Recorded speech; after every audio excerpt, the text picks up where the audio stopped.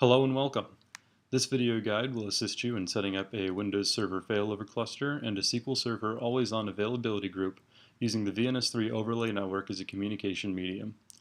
This configuration allows the clustering of both physical and virtual servers, regardless of location or local network configuration, and requires relatively little effort. A few notes before we get started. For this guide, we will be starting with a functional cluster and SQL Server availability group.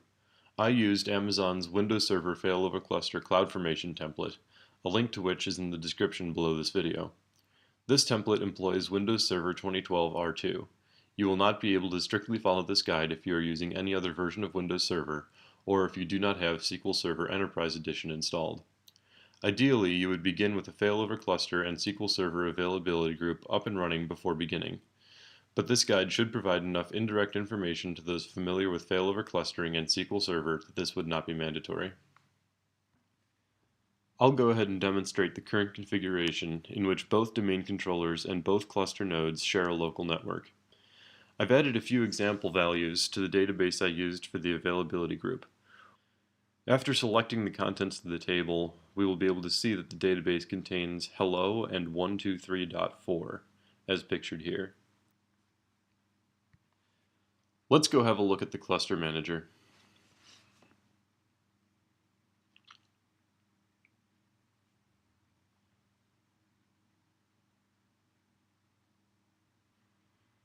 Here you can see that the only configured cluster role is the availability group.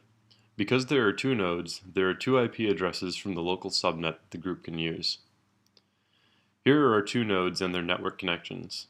Not shown are their secondary and tertiary IP addresses.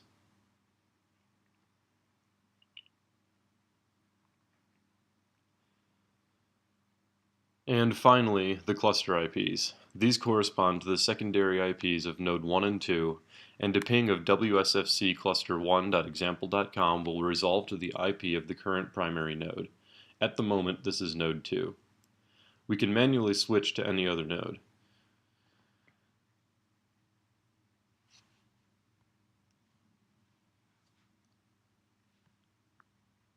And migration to node 1 is complete. We will now begin the migration procedure.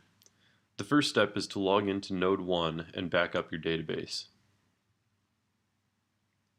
This can be done through the SQL Server Management Studio.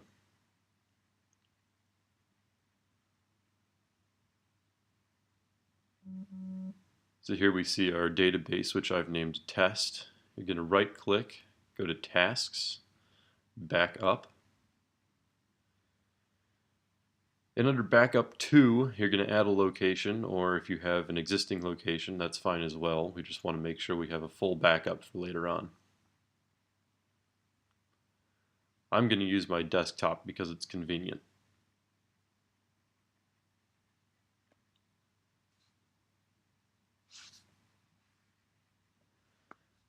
And you see that the full backup completed successfully.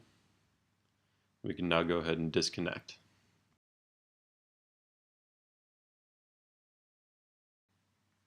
We will now connect a domain controller to the VNS3 overlay. I've already done this with my primary domain controller, so we will follow these steps with my secondary.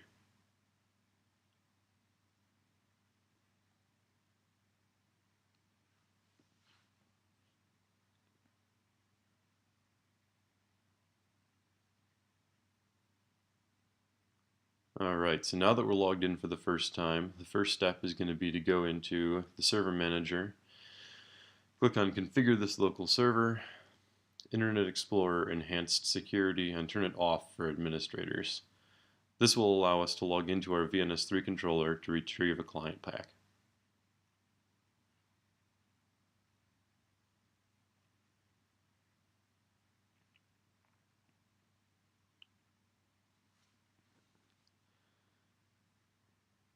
So here's our VNS3 controller. We'll go over to the client packs page. I'm going to use 1.5 since 1.1 was used for my primary domain controller. And you can save this wherever you'd like, just somewhere that you'll remember and it won't get deleted.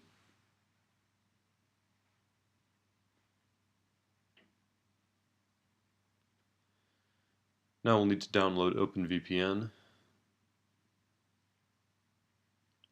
You'll want the 64-bit version for Windows Vista and higher.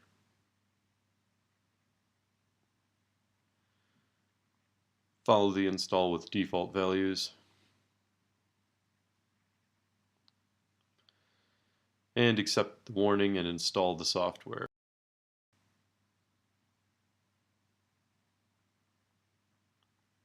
Alright, so now we're going to want to go into the folder where we downloaded the client pack. We're going to open this up with WordPad. And at the bottom, we're going to delete the remote line that corresponds to the internal IP of VNS3. This will make our connection just a little bit faster.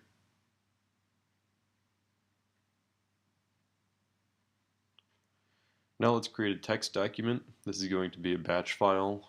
You can name it accordingly.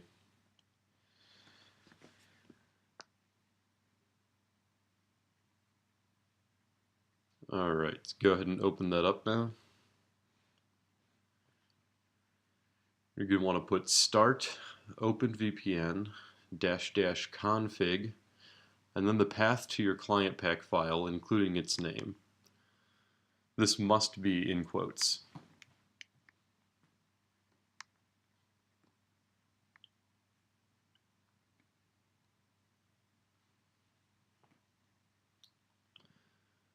Once you've done that, you can go ahead and save it.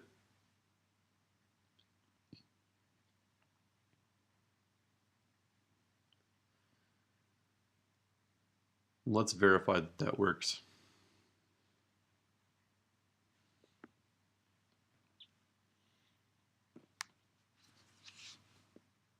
There you see initialization sequence completed. If we open up the Network and Sharing Center, you'll see the new Ethernet adapter. We'll go ahead and close this. And now we will open the task scheduler.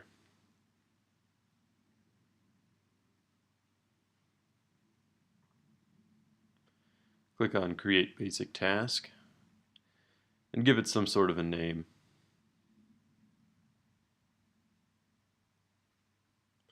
We're going to want this to run when the computer starts.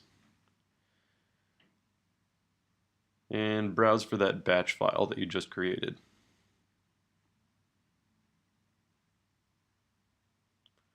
There's mine. Click on Next and check the Open the Properties dialog box before clicking Finish. You're going to want to run whether the user is logged in or not, run with the highest privileges, and configure for Windows Server 2012 R2. Run the task as soon as possible. If the task fails, restart it. Do not stop the task, and if the running task runs longer, do not kill it. Confirm those settings, and we'll now reboot this machine in order to verify that it connects automatically.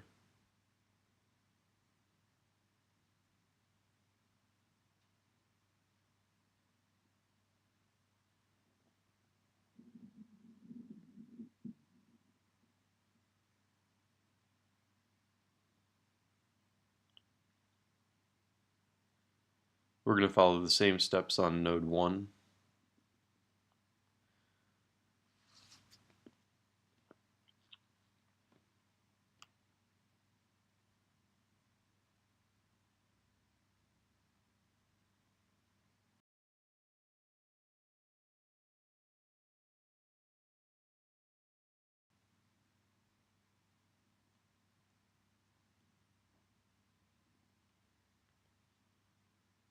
The only difference is that this time around we're going to download 3 client packs.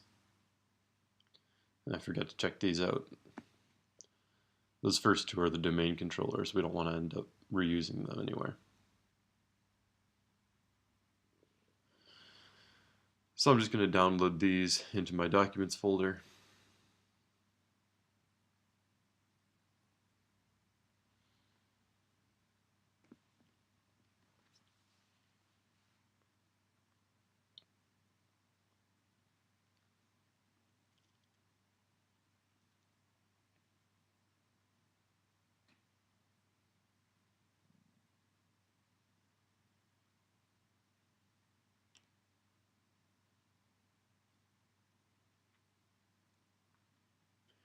And once you have those three downloaded, once again, we need to download OpenVPN.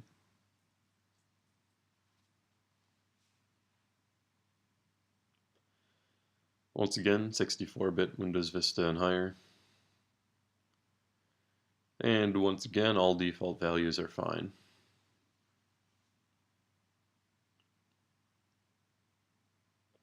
Accept the dialog to install the driver.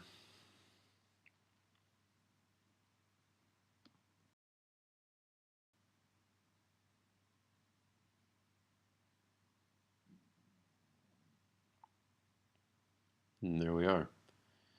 Now there's going to be one more step on each of the nodes. You're going to have to open up an administrator command prompt.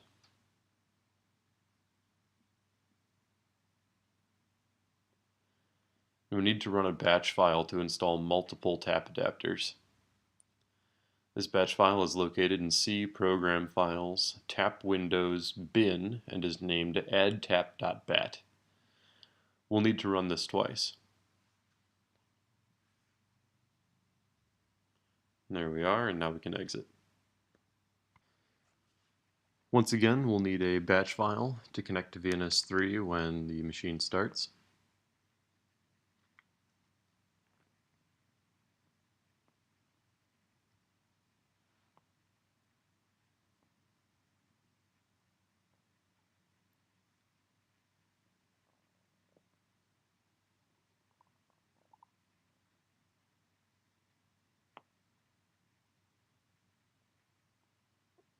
And once again, we're going to go start OpenVPN --config, then the path to our first client pack file.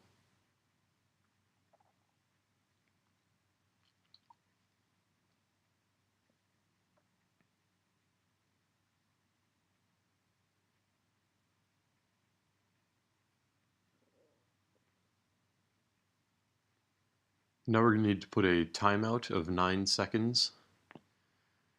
This is to prevent the connections from overlapping. This can cause issues.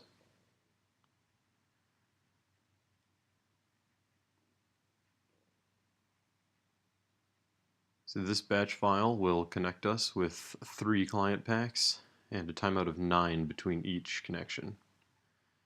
Go ahead and close this.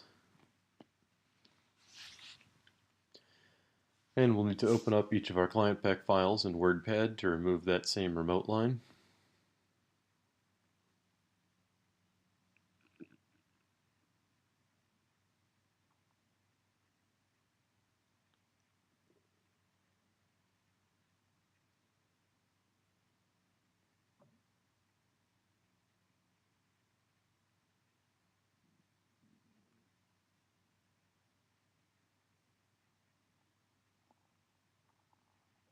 There we are. Now that that's done, we'll go ahead and test our batch file.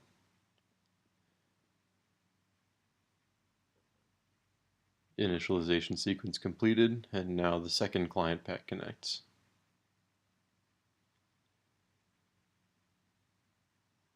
Initialization sequence completed, and now our third client pack connects.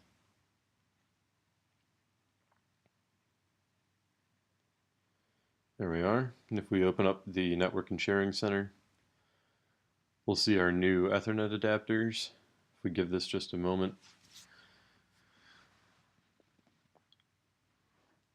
And there we are. Now, this is not part of the example.com domain at the moment because we have not set up our DNS. We'll go ahead and close these for now.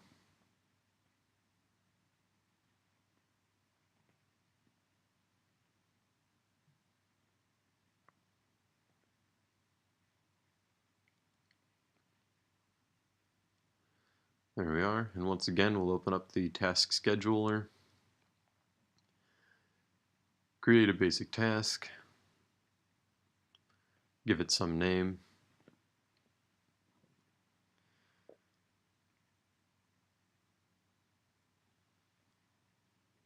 and browse for our batch file.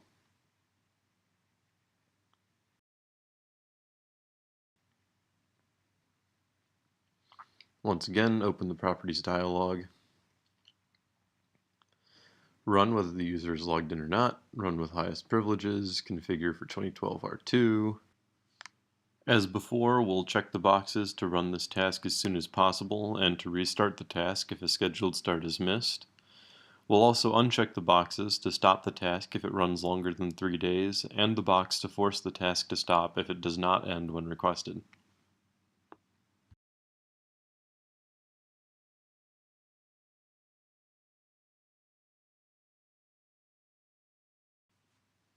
And now we will reboot this machine as well.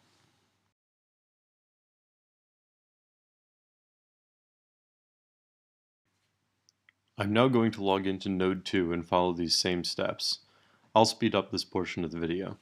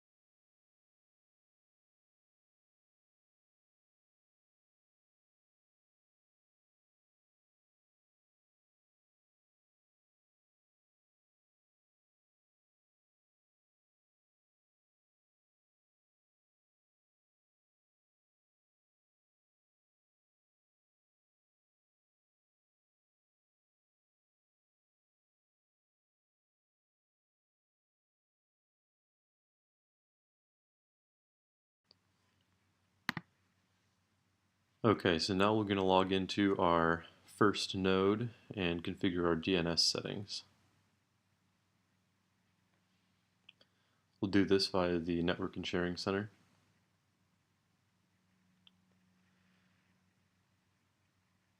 Ethernet 2 is our local network. Ethernet 3 is our first tap adapter.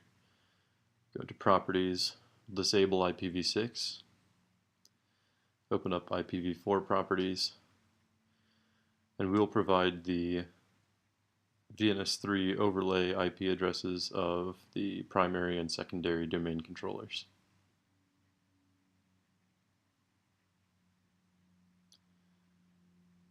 We will ensure that register this connection's address is checked, and we'll move the example.com suffix up to the top. Press OK, press OK, close, close, and do the same for the secondary tap adapter.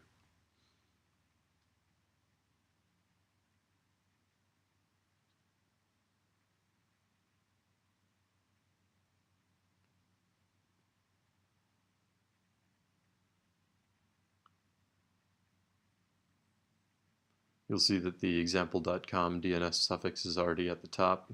This is a system-wide setting, and we will only need to do that once.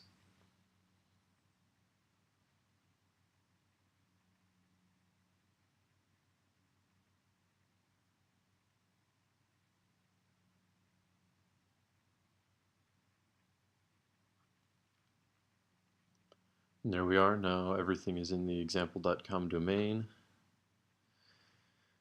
You go ahead and go into the advanced settings of the IPv4 of Ethernet 2. We're going to uncheck register this connection's address.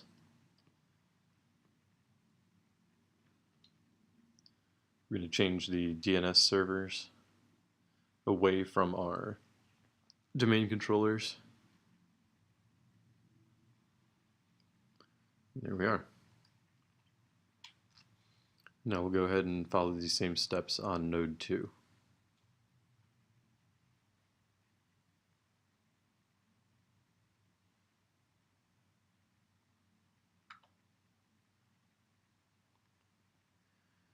Network and Sharing Center. Ethernet 2 will once again be our local network. We're going to change our DNS servers away from the domain controllers. Do not register this connection's address in DNS. And for our tap adapters, we're going to disable IPv6. We're going to provide the VNS3 overlay IPs of our domain controllers. We're going to make sure that that box is checked, and we're going to move the example.com DNS suffix to the top of the list.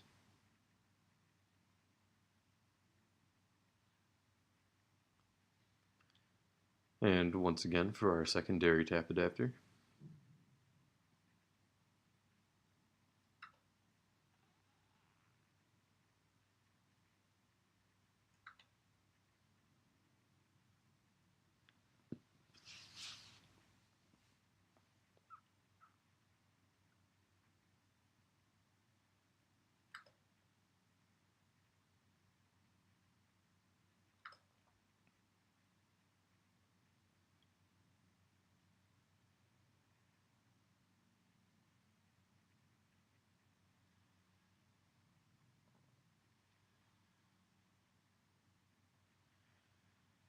and there we are. Our DNS is now configured, and we can proceed to the cluster configuration. We're going to log back into node 1 to do this. Open up the cluster manager.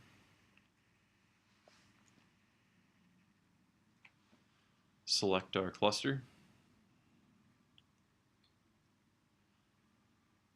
You go down to Networks, and now we'll see our underlay and overlay networks. For all VNS3 overlay networks, we're going to check the box to allow clients to connect.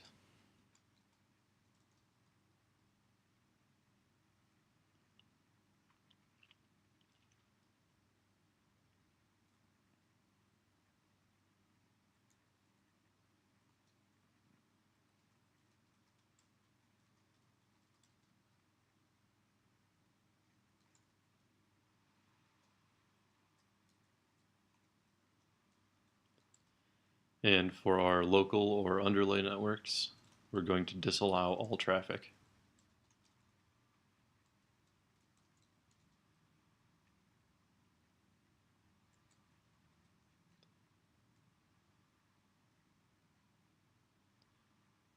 Now if we go back to the main page of our cluster, and we expand the cluster, we'll see our 2 IP addresses. We're going to take that offline. We're going to change this so that node 2 is the only possible owner.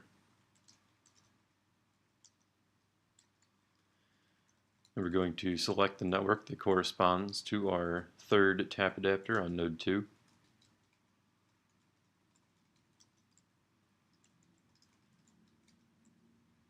And we're going to provide an IP address that is 1 greater than our 3rd tap adapter's IP address.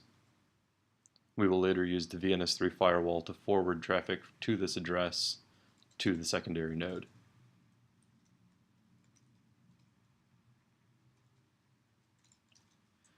Press apply and OK. Do the same for the other IP address. We're going to select the network that corresponds to node 1's 3rd tap adapter. Provide an IP address that is 1 greater than that tap adapter's IP.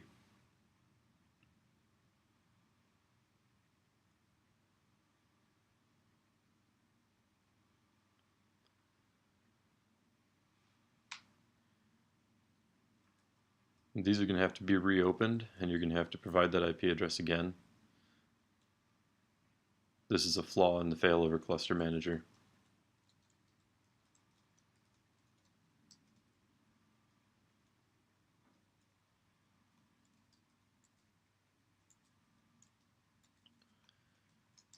And there we are. We're going to have to deselect node 1 again.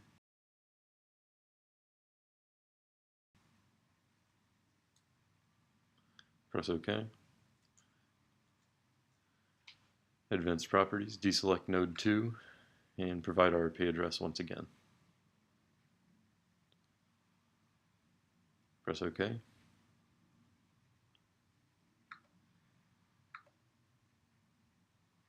And there we see our IP addresses have updated. And now we will go configure the VNS3 firewall.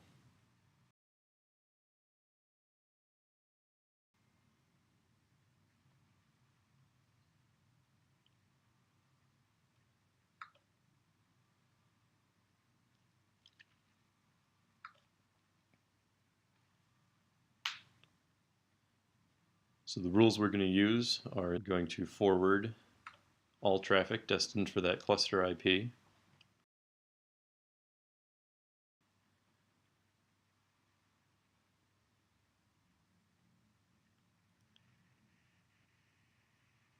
And we're going to be doing a destination NAT. We're going to forward it to the IP of the tap adapter. So in this case, .1.18 and .1.30 are cluster IPs. .1.17 and .1.29 are third tap adapter IPs. So if we come back in here and we hit bring online,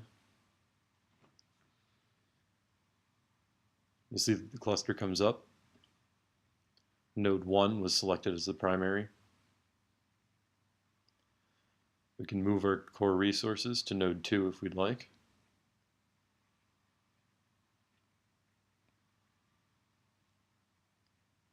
And there we are.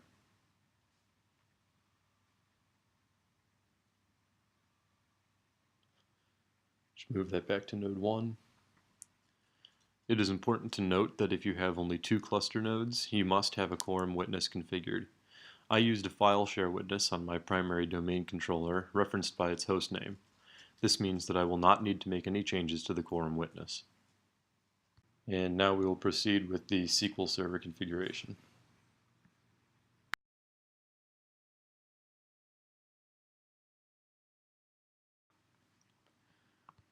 We're going to log into the SQL Server Management Studio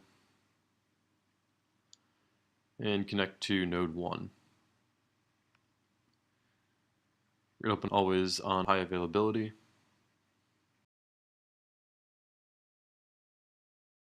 I'm going to run another backup of my database just for good measure.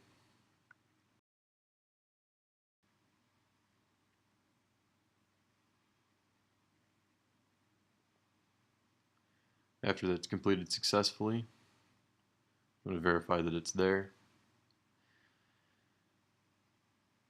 And we'll go take a look at our availability group after we connect to node 2 as well. We're going to delete our availability group. And that should update and reflect on node 2 as well. And you see it does. Now we're going to delete our test database.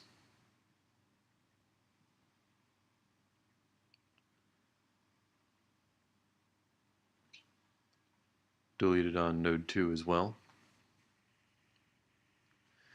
Then we're going to restore our database from the backup that we took. Right click on Databases, Restore Database. We choose Device, and we're going to browse for the backup that we took.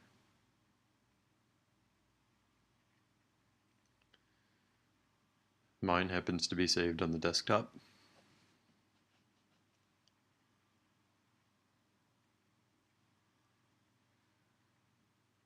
Alright. Now we're going to press OK. It's restored successfully, and now we can verify that our content is still there. We're going to run a select. And we're just going to dump all of the data to the screen. There's not much in my database, so I can do this.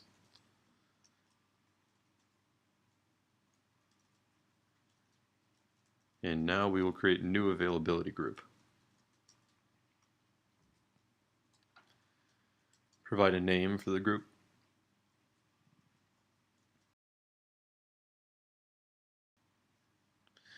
Select the database. We're going to add a replica. We're going to add node 2 here. You would repeat this for all nodes in your cluster.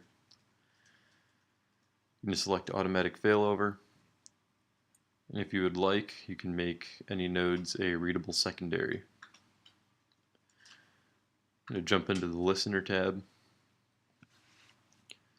I'm going to make this bigger so it's easier to see. Create a listener. We're going to provide a DNS name for the listener. Mine's just going to be VNS3 listener. Port, I'm going to use the default of 1433. Now we're going to select the network for the secondary tap adapters of each node. And once again, provide an IP address that is 1 greater than the IP address of that secondary tap adapter. Once we're done here, we're going to use the VNS3 firewall once again to forward traffic destined for these IPs to the IPs of the secondary tap adapters.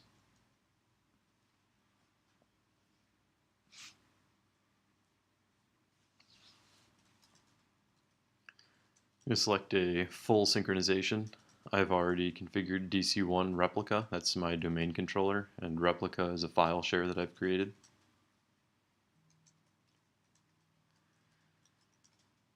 All good, we're going to click next. You can verify your settings here. Click finish, and that's going to go ahead and create our availability group and our listener.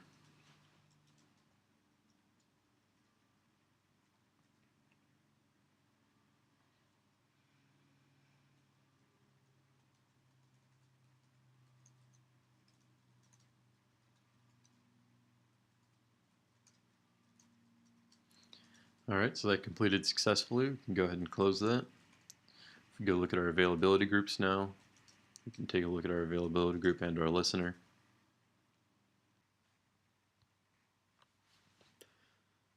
We'll just go ahead and collapse these for now. If we go into node 2, take a look at databases, you can see that our database is there and it's synchronized. So let's jump over into the VNS3 firewall. We're going to do the same thing we did before, but we're going to change the IP addresses to the IP addresses of the listener that we just created. And now we're going to be forwarding to the IP addresses of the secondary adapters.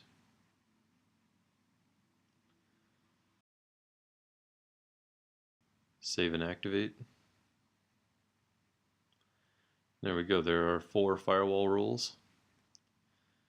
Now if we go back and we disconnect from node 1 and node 2, we should be able to connect to VNS3 listener and see our database. There it is.